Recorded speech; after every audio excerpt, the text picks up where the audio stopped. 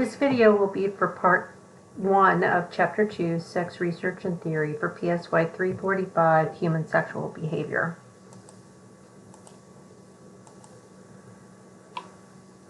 In your chapter, your authors start off with some definitions of areas of research that are typical of this, of research within the scope of human sexual behavior.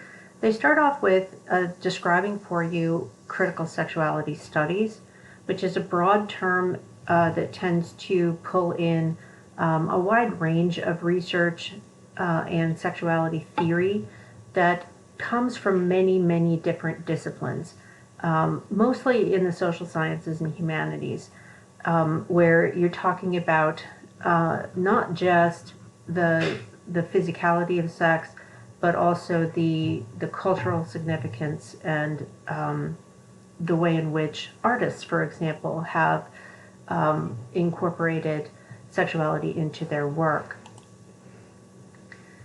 Many of the areas of research that have been of focus in critical sexuality studies have been, hot topics of the day. There was a considerable body of research done on AIDS and HIV. That research continues, although it kind of hit a peak period of time during the late 80s and in through the 1990s. Although, internationally, HIV and AIDS research continues at a pretty steady pace. The study of gender and its connection to sexuality continues to be quite popular. Another term that is in play here is sexology, which, kind of literally is the study of sex. And we'll be exploring, what that means here throughout parts of the chapter coming up. There's a wide range of research on sexual and reproductive health, as well as the human rights issues that come with issues associated with sexuality, whether it's directly human rights issues associated with the expression of sexuality. For example, it's a human rights issue when a government makes illegal certain kinds of sex acts. In another domain, with reproductive freedom, when a government makes illegal certain forms of birth control or access to abortion, that can become an issue that's debated in terms of human rights.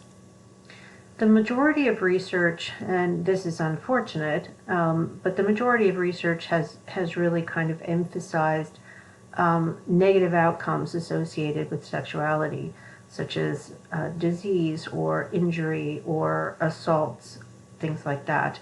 So what we're missing is a more well-rounded view of sexuality from a positive standpoint in addition to the negative. Sex research is always kind of fraught. Particularly in Western culture, but if we look internationally as well, trying to do research on human sexuality is challenging. We tend to see sexuality as private. And when we're trying to do empirical research, since it's scientific, what we're trying to do is collect and analyze empirical evidence. We're trying to quantify things like desire or attraction. It's difficult to do. Sex research just in and of itself, people tend to be hesitant. They may see the behaviors as very private or even taboo to study. So for a long time, psychology tended to shy away from all but the most surface inquiry into human sexuality. And it was quite a while before we had researchers really digging into the, forgive the phrase, the nuts and bolts of human sexual behavior. We do have an expectation that researchers are going to connect their data to theory, and in all academic research, regardless of area, there's kind of a protocol that's involved. You have hypotheses that are grounded in theory. You propose those hypotheses. You come up with methodologies that enable you to test those hypotheses. You collect the data, you analyze the data, you publish the findings so that other researchers can look at what you've done. They can follow your methodologies. If they want to replicate the findings, they can. But the whole idea of academic publication is this sort of communal quality to doing research so that others can examine what you've done, they can criticize your work, and they can engage in their own work in this sort of community of scholars. You've probably heard these terms if you've taken other science-based courses where research was part of what was going on. There are a couple of basic forms of reasoning that are then applied into two broad forms of research. The first is deductive, where you are starting with a theory, say psychoanalytic theory or behavioral theory or a more social or sociologically based theory, whatever it might be. You start with that theory, you generate specific hypotheses or expectations, and then you gather data to either support or refute the theory. That's deductive research. There's also inductive research, where you take specific things that you see in the real world and then use what you see to come up with theories that are adequate for explaining what is there. So, for example, you may have an anthropological researcher or a sociologist who is interested in a culture that's very different from their own. They go into that culture, they describe what they see. They may use those observations to then come up with some theoretical arguments for explaining what they see as a pattern. Now, inductive and deductive approaches, many researchers use both. So they may start inductive in order to get an understanding of what are the facts on the ground, what are the behaviors that are possible. Then they will generate some ideas of explanations, possible causal theories or possible correlations that might be there. And then they may take a much more deductive approach and systematically test their theories to see if what they were guessing based on their inductive observations has some merit. So many researchers are going to use both inductive and deductive approaches. Sexology, the study of sex, is by necessity interdisciplinary. In order to understand fully human sexual behavior, you really have to take multiple, you have to look at it from multiple levels of analysis. You can't just take, say, the perspective of the sociologist. You can't just take the perspective of the biologist or the perspective of the psychologist. You have to use all of them in order to get a complete picture of what's going on. So before we go any further, let's define what your authors mean by sexology. It's a relatively recent, and by relatively, I mean, within the last 50 years, it's a discipline that's designed to study more directly sexuality and integrates biology, psychology, and sociology primarily, but will pull in ideas and theories from other disciplines as well, and use a range of methodologies in order to test hypotheses and to create new hypotheses. So sexology puts sex and sexuality at the center of what's being discussed. Before sexology was before it emerged as a separate discipline, the study of sexuality was often kind of an add-on. It was carved out of, say, social psychology, or it was a part of just the general study of sociology. Sexology says, we're going to put sex and sexuality at the center of what we do, and we're going to come at it from a biopsychosocial standpoint.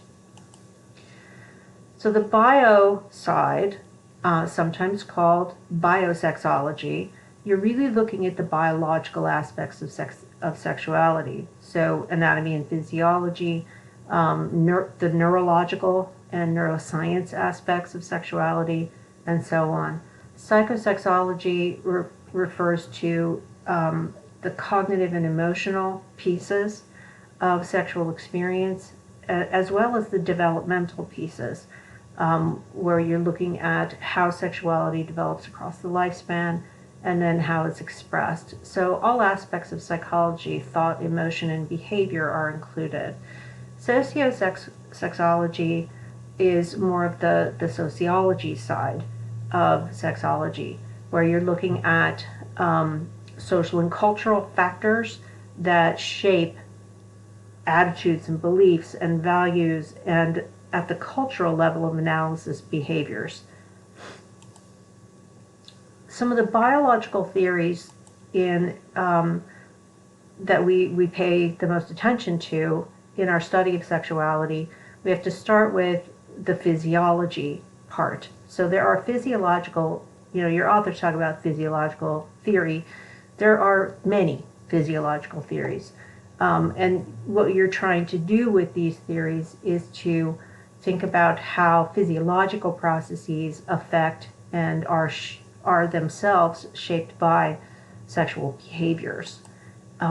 There's also evolutionary or sociobiological approaches. And I talked a little bit about those in chapter 1. These theories tend to try and take the really long view of how humans, over the course of their evolution, have developed the particular patterns of sexual behaviors, the particular expression of sexual anatomy over the millennia that they have existed.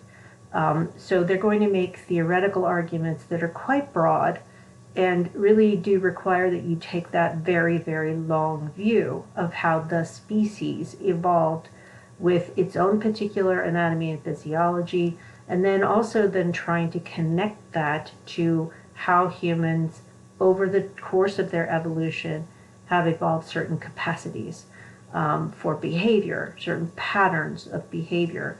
As I talked about in the last chapter, sometimes this means making predictions about how males and females of the species should have different kind of agendas in their behavior. Then there's the biosocial framework, where you have the interaction between the biological influences and the social influences. And this is a more integrated kind of approach, where you're not taking a strictly physiological approach, you're not taking a strictly evolutionary approach, but you're looking at the interaction between biology and the social environment to help you make some judgments. So, for example, the physiologist is going to look at the male and the female of the species and look at differences in the way the bodies are designed for purposes of sexual behavior, but also reproduction. The evolutionary or sociobiological theorist is going to talk about, over the course of human evolution, how have the male and female of the species evolved different physiologies and different agendas, different motivations that are based on those differences in terms of reproductive demands, and how that shapes into patterns of behavior. In the biosocial framework, they're talking more about in the moment, how do we look at the interaction between biological and social factors for predicting and understanding behavior right now. Now, one of you mentioned in class that you were really interested in psychoanalytic theory and Freudian psychology. Psychoanalytic theory it's controversial, but psychoanalytic theory has had an immense impact, and many of the assumptions made, while they can be challenged on scientific grounds, they tend to kind of ring all kinds of bells for people in terms of what we expect of ourselves and of other people. So Freud's theories, just to review, because I'm assuming that you've had an introductory psychology class somewhere along the way, Sigmund Freud assumed that the unconscious mind, that there are processes within our unconscious that motivate and drive us. We have, in particular, a repository of instincts. These instincts are genetically pre-programmed into us. Freud was actually a fan of Darwin's and thought about these evolutionary ideas fairly strongly. He believed that inside that unconscious mind were these impulses, and these impulses continue to have influence to shape our behavior even if we're unaware that they exist. Part of his thinking about human beings is that people have to evolve ways across development to suppress or to control or to learn how to satisfy these impulses, but do so in a socially acceptable way. Because the impulses, if they're left to run, their full course, they would be quite uncivilized, to put it mildly.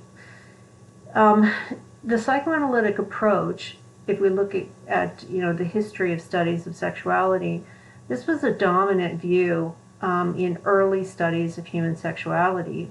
Psychoanalytic theory was one of the few games in town for trying to create psychological explanations of sexual behavior. And for Freud, it was, the logic, I was going to say, the logic is fairly straightforward. Well, there's nothing straightforward about the logic. The logic is basically this. You have intense, powerful, instinctive sexual desires and instinctive sexual energy. It's housed in the unconscious, among other impulses like impulses toward aggressiveness and impulses toward reproduction. All these impulses are inside. If you are going to unleash that instinct impulse toward unbridled sexuality, obvious problems would arise. You can't just have sex with whoever you want, whenever you want. There are cultural rules, expectations, laws, and so on. So we have to learn over the course of development how to control those impulses. And for Freud, he believed that we had to really struggle to suppress and redefine and learn how to express the sexual impulse in a more socially appropriate way, but that it would always be a struggle. He argued that personality, and this is the part of his theory that is usually described as the most controversial and the least justifiable in terms of empirical evidence. One of the biggest problems with Freudian theory, top to bottom, is that you have just a ton of concepts that can't be measured. They can't really be operationalized and measured directly. And Freud tended to use a lot of frankly, circular reasoning. It's like, how do you know that there is an unconscious mind with suppressed or repressed instincts and impulses? And he will say something like, because I see it in the behavior. Well, how do you know it's that? Because it's in the unconscious mind. Well, how do you know it's that? Because I see it in behavior.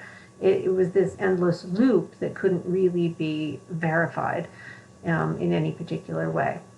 That said, Freud made this argument that personality develops across stages in early childhood, with the oral stage being infancy, the anal phase being toddlerhood, the phallic stage being kind of the early school years, and then after puberty, the genital phase. And you can kind of see by the language that Freud has chosen, he is taking a kind of biological approach with biology at the base, but behavior at the other end. So, and he's also saying that in each of these stages, there is an erogenous zone, which is, some connection between what you're doing physically to satisfy yourself, to make yourself feel better, to make yourself feel happy. Stimulation physically to that area of the body is going to be satisfying. So, when Freud observed babies, infants, they are really all about, eating and soothing and being cuddled and held and fed. They put everything in their mouths and they suck, and that's what they do. for toddlers, a lot of what happens when you're raising toddlers is you're really trying to get the potty sorted out and toilet train children. Now, obviously, Freud, kind of in using these terms, it raises the ick factor pretty strongly. He argued, that there was a primitive form of sexual satisfaction to urination and defecation, which you could imagine. Freud was writing in Victorian Europe, and they're going, "What? My infant, my toddler, they're sexual creatures." That was a pretty salacious idea at the time. The phallic stage, if it wasn't already weird enough, the phallic stage is kind of worse because Freud has to create these separate models for how boys and girls get different in terms of their personality characteristics. And a lot of it involved, say, a little boy, a boy child, who is already connected to mom, and he's connected in so strongly that he starts to get some confusing ideas about wanting to possess his mother in the same way that his father possesses her, i.e. sexually. So father becomes the rival, but father is big and strong and frankly terrifying, and has the potential to harm.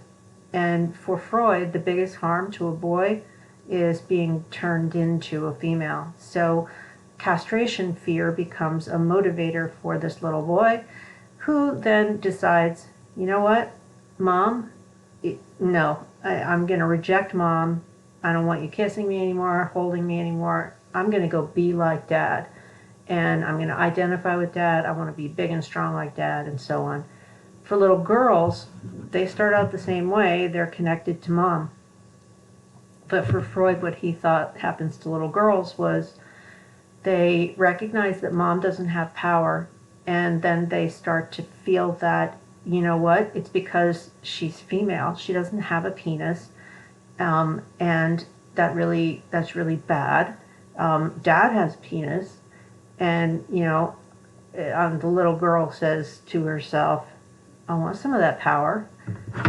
But in her primitive, just like the little boy, in her primitive forming sexuality, thinks, I'm going to possess him in the way that mother does. She controls him in some ways by using her sexuality. So Freud had this idea that girls start to learn early to manipulate men and to use their sexuality to do so, but the motivating force is their envy of the fact that men have a penis. Now, how does she resolve this crisis? The little girl has to face the facts and give up. She can't become a man. She can't own her father in a sexual way. So she returns back to Mom and says, okay, fine, I'll be the best woman I can be because that's all I can be. What grows out of this challenge in the phallic stage is the development of a conscience or a superego. The final stage is adulthood, and there he argues that you're to develop appropriate, mature, heterosexual sexuality. Like most people of Freud's era, the belief was that heterosexuality was normal. All other expressions of sexuality were not normal, and therefore were neurotic. He did kind of focus the theory on this idea of the libido or sex drive. There were many other impulses that Freud talked about in his theoretical work, but certainly as it relates to human sexual behavior and the study of it, his discussions of libido or sex drive are pretty on point here. So he looked at that as a primary motivator of the developmental process, and the way in which you resolve the crises and the conflicts of each of the stages, oral, anal, and phallic, and ultimately adulthood, genital sexuality, kind of determines whether or not you're going to have profound neuroses or just basic healthy levels of neurosis. Before I get too far into the weeds of Freudian theory, if a person has problems, say in infancy, with being connected to their parents can either over or underindulge them. Either way, if you have either of those, over or under indulgence, I should say, you're going to get fixated. If you get fixated at that stage, you're going to be stuck with some fairly twisted defenses that you carry forward into adulthood.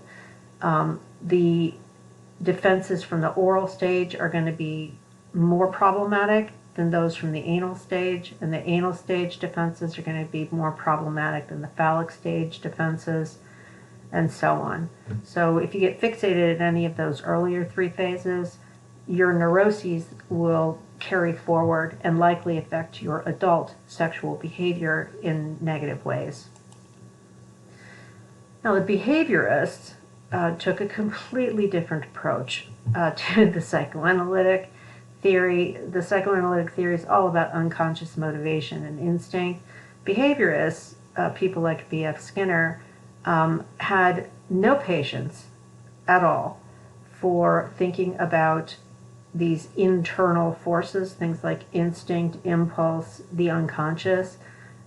Skinner kind of openly scoffed at the idea that those were even necessary. Instead, the emphasis was on what you can observe and how you can explain what you can observe in behavior in terms of basic laws and principles of learning, like classical conditioning and operant conditioning. So to start with, and again, this should be review if you've had an introductory psychology class. In classical conditioning, behavior is changed when an unconditioned stimulus, it becomes paired in mind to a neutral stimulus.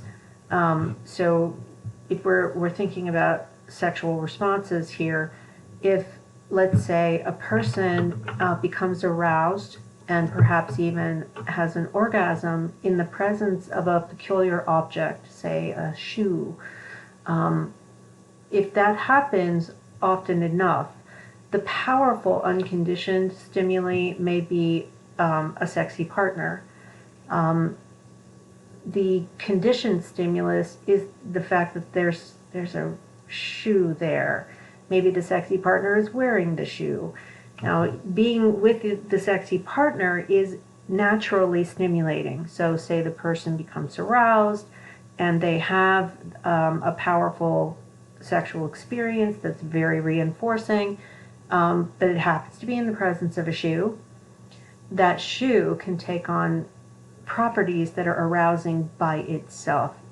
You've probably heard of Pavlov's dogs. Pavlov's dogs were essentially conditioned to salivate with hunger to a bell, which was systematically paired with food. Well, the same thing can happen with fairly arbitrary stimuli that become connected to physiological arousal or sexual response. Now, in operant theory, what happens here, these are voluntary behaviors. In classical conditioning, you're dealing with involuntary reflexive behaviors, like for males getting an erection, for females becoming lubricated and physically aroused. So those are not under voluntary control. Instead, they are reflexive. With the appropriate stimulation, they happen whether or not you want them to. In operant learning, what you have are voluntary behaviors. They tend to be more complicated behaviors that you choose to exhibit. So if you're thinking about sexual behavior, behaviors, according to learning theory, that are repeated are behaviors that are rewarded. So if your partner gives you pleasant sounds, pleasant noises, or tells you overtly that feels good, you're likely to repeat that behavior again. If instead your partner tells you that what you're doing doesn't feel good, or you shut down, or you don't respond, that's a negative kind of message. You're likely to not do that thing again. Basically, if you receive positive kinds of reinforcements, or you're going to repeat a behavior that takes away something negative, either way, you're going to repeat that behavior more. if you're punished for a behavior, you're likely to repeat that behavior less. So operant theory is more about reinforcers and punishers and how they shape behavior. Now we can also add to this a cognitive layer. Social learning theory recognizes the fact that we are thinking creatures in addition to physical creatures who are capable of being classically conditioned and operantly trained. In social learning theory, we are very capable of watching others and following the models that we see. We're also quite capable of using our imagination to form expectations of what's likely to be a behavior that leads to a good outcome and what kind of behaviors are likely to lead to a negative outcome. Kind of building on that idea, there are also cognitive affective theories, which this word affective in psychobabble refers to emotion. So these are theories that involve thinking and feeling in combination. Obviously, human sexuality involves biology, but it also involves our brain and our emotions as well. So these are theories that really focus on the power of cognition to have an impact on our sexual behavior and our experience of sexuality. And our cognitive experiences, are the thoughts that we have, including beliefs about ourselves and others, are reciprocally related to our emotional experience. So we can have, basic emotions of happiness and joy, and if you're talking about sexual experiences, intense pleasure, versus more negative emotions like anger or disgust.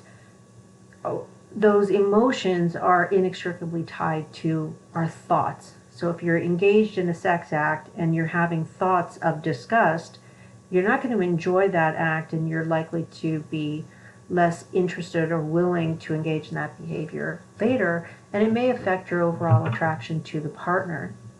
Or if you're engaging in solo sex behaviors, you're less likely to engage in that behavior again.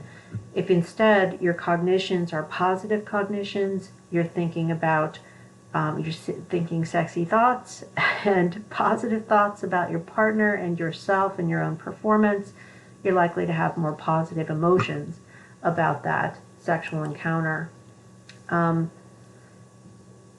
Your authors cite this quote where, just to kind of give you an example of where this perspective is coming from, people are disturbed not by things, but by the view they take of them.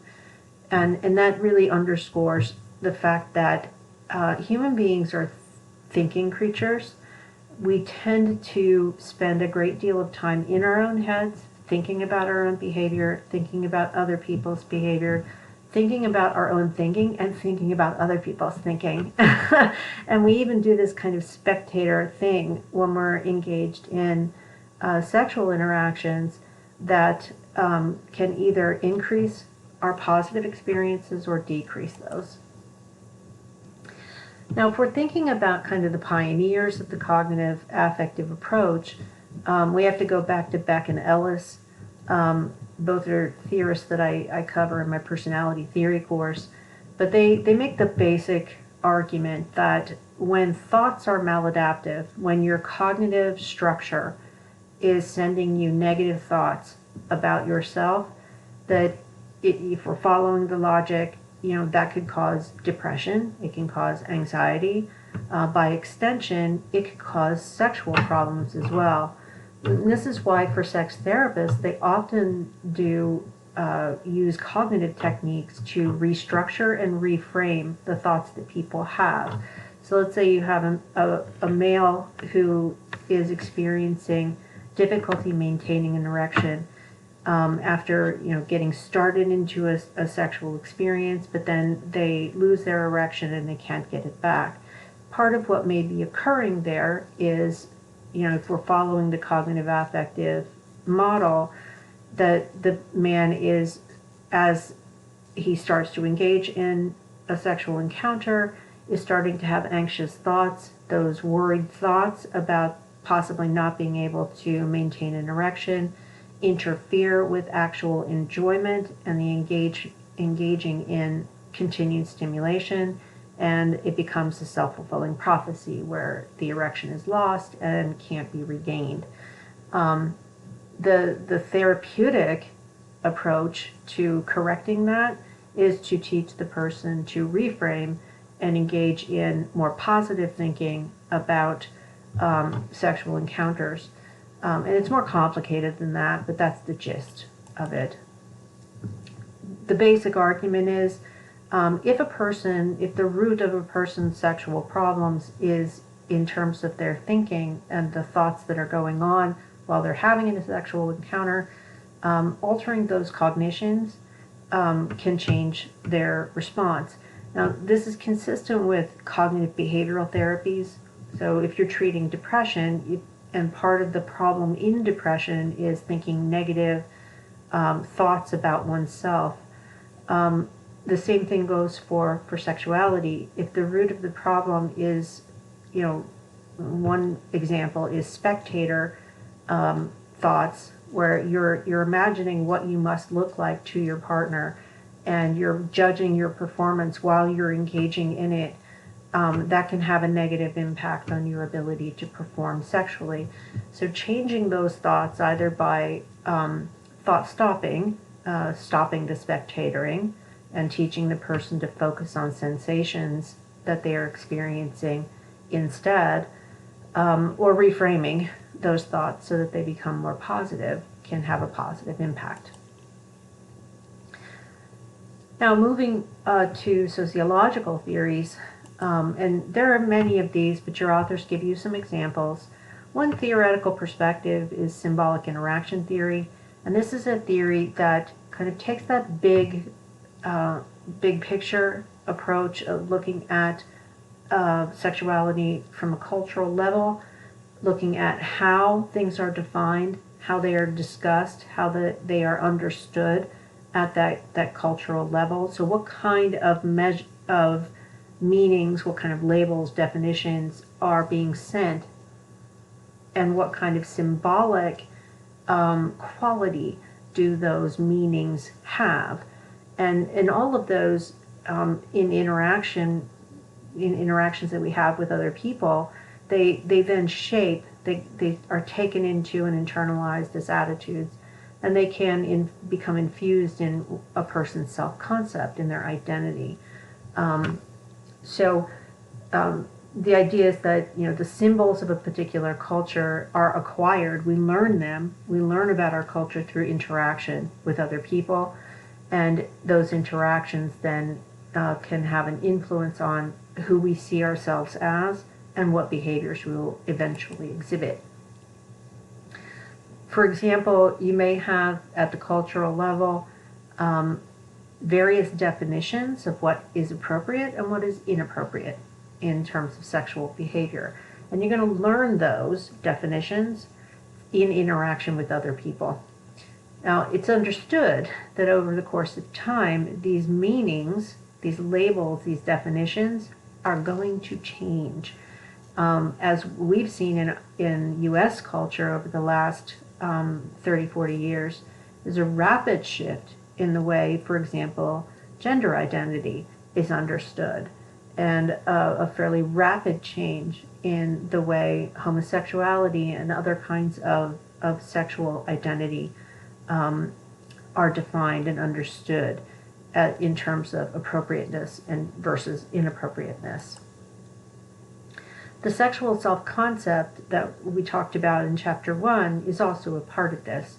You learn your sexual self-concept through your interactions and relationships with other people.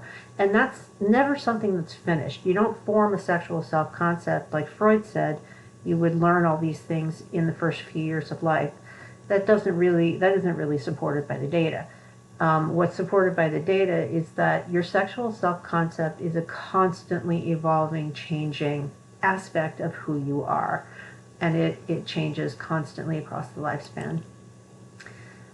One variable that is helpful here or not variable, one theoretical construct that is helpful here is the idea of social scripts. And this is an idea that is used both in sociology, but also in my field, which is social psychology. Social scripts are essentially normative expectations of patterns of behavior that are typical within a certain context. Like, think about dating. There are basic dating scripts, and they're constantly being culturally updated, for example. But some aspects of them just stick like glue. For example, I just heard on a news program last week that a brand new study, and it's a study that's repeated periodically to update things. So, like, they're asking specifically questions about the social script for heterosexual dating, and what they want to know is it still a standard for males in heterosexual dating to pay for, say, a meal on the first date, or to pay for the movie on a first date, that kind of thing. It kind of expecting that with changes in culture that would be less of an issue now than it was, say, 50 years ago. And what's been found is that, yes, it's become less strong as a social script, but it's still there. Both heterosexual males and females still report that on average it's a little more likely for males to pay more often in first dates than to have the costs of first dates shared equally. So that's an example of a social script.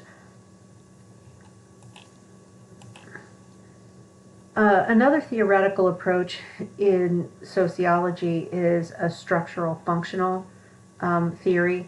And in this framework, and I'm not particularly well versed in this theoretical model, but the basic idea is that societies function systemically. They have a bunch of interrelated parts that function together. And what that means is there's a structure of interrelated parts, but they have a functional quality to them. So there's both the structure, like the interrelated parts of family, religion, government, the economy, education system. Those are structures.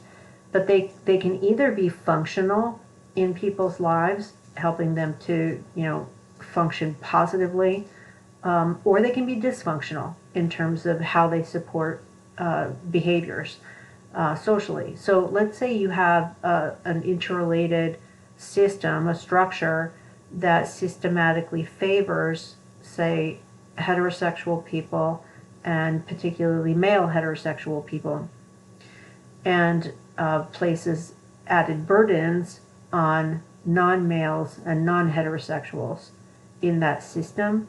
If that's the case, then you're going to have dysfunctional social behaviors because of the disparity.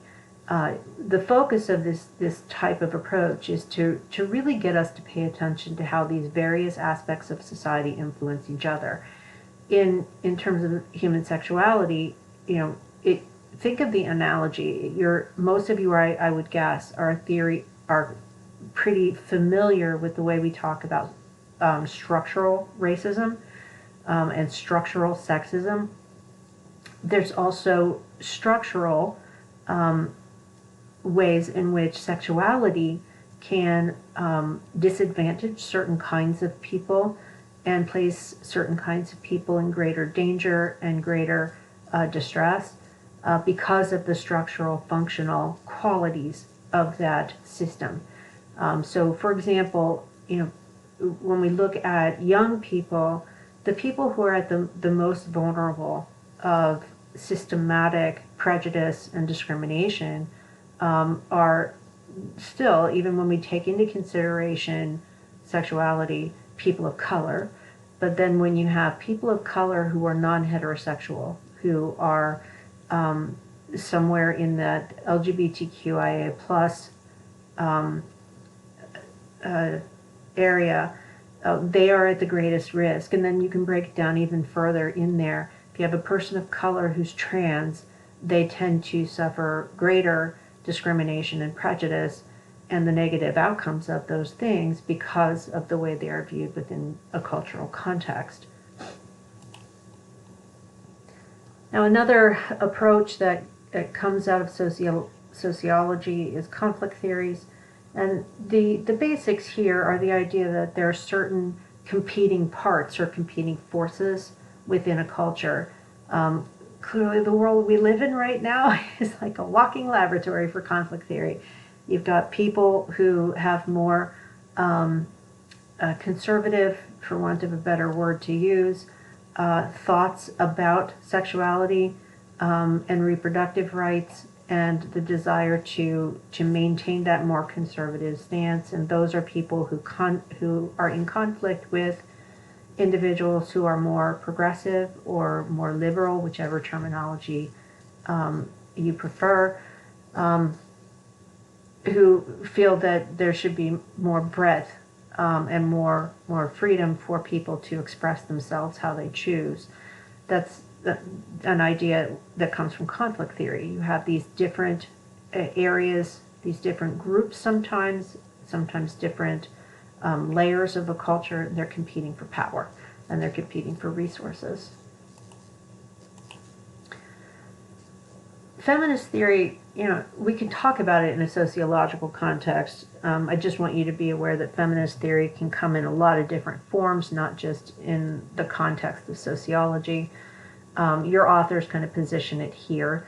With feminist theories, you're kind of narrowing the lens and looking at inequalities between men and women and how those inequalities may impact sexuality. So if you have a system, a culture in which power is more strongly associated with one sex than the other, that's going to have some impacts in terms of sexuality and reproduction and healthcare and so on. Many of the feminist theories have kind of focused on reproductive health care, restrictions on abortion, access and birth control, but also asking questions about objectifying women and evaluating them based strictly on appearance, restrictiveness on their behavior and their sexual activity, stigmatizing them when they don't fit the norm of what's expected of a heterosexual woman, the ongoing imbalance in responsibilities for children and home care, and you could add to that the tendency to expect women to be more strongly responsible for the emotional welfare of pretty much everybody in their atmosphere. Finally, we've got systems theory. Systems theory, and this is another one that I don't have a tremendous amount of experience with, other than to read about it in some of the sociology coursework that I've done. So I will not profess to be any kind of an expert here. But the framework really tries to emphasize the fact that we have to pay attention to the interwoven influences that shape our relationships and sexuality within those contexts. So we have to really think about the frameworks that are just sort of layered with all kinds of different influences on us. So the example they give you in your text is the idea that how are we going to conceptualize low sexual desire? It could be something that comes from the specific interaction between those two partners, and it affects their interest in having sex with one another. So in systems theory, you're thinking about these are people and they're embedded within a system. Their specific problem may have less to do with their own individual physicality or their physiological state, and much more to do with what's going on around them in their world.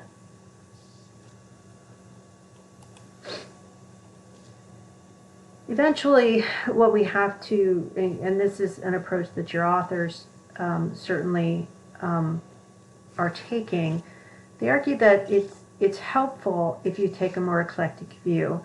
As I said at the very beginning of this lecture, human sexuality really requires that we take multiple points of view in order to understand and study it fully. Krafft-Ebing was one of the early proponents of this eclectic view. In his early work, he was trying to understand and study scientifically abnormal sexuality in his book Psychopathia Sexualis. And then Havelock Ellis, he took an approach of looking at sexual behavior as learned, acquired social behaviors, and made the argument that so-called deviant sexual behaviors were not really deviant. They were actually labeled behaviors that weren't in and of themselves deviant by their very nature until they are labeled as such by society as abnormal. He also argued that having sex life that you enjoy was something that had to be learned. It's not something that just happens, but something that people actually have to work at, to acquire. It was, the prevailing idea at his time was that there was something magical that should happen in sex, and if something magical doesn't happen, then there's something wrong with you. Ellis actually argued the reverse, that sex is a learned skill, and when it's very, very good, it's something that people often have to work at to maintain and to keep satisfying. Going more into the modern era, you may have heard of Alfred Kinsey. Kinsey is seen as kind of the father of modern human sexuality research. The Kinsey Institute is still up and running.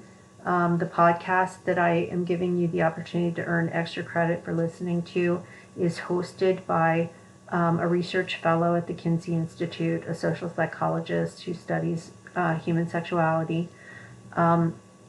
The influence of Kinsey really can't be overstated. He pushed the idea that sex was an appropriate thing for psychologists to study, for other types of researchers to study, and it was something we need to learn to talk about more openly. That hiding it, making it taboo, making it impossible for people to talk about was harmful to their health. That said, some of Kinsey's early work has been strongly criticized because it is likely not going to be completely representative of the general public, because some of the early work was done in part using people who were very comfortable with their sexuality, and in some cases people who were sex workers. Now, Masters and Johnson, also controversial, and as you read in your text, you know some of the reasons why, but their work was pioneering because they really got down to the very, very specifics of sexual response by recording physiological data on people while they were engaged in sexual behaviors. Sometimes this was masturbation, sometimes it was couple sex, but it was really pioneering because they were able to kind of develop a model of human sexual response.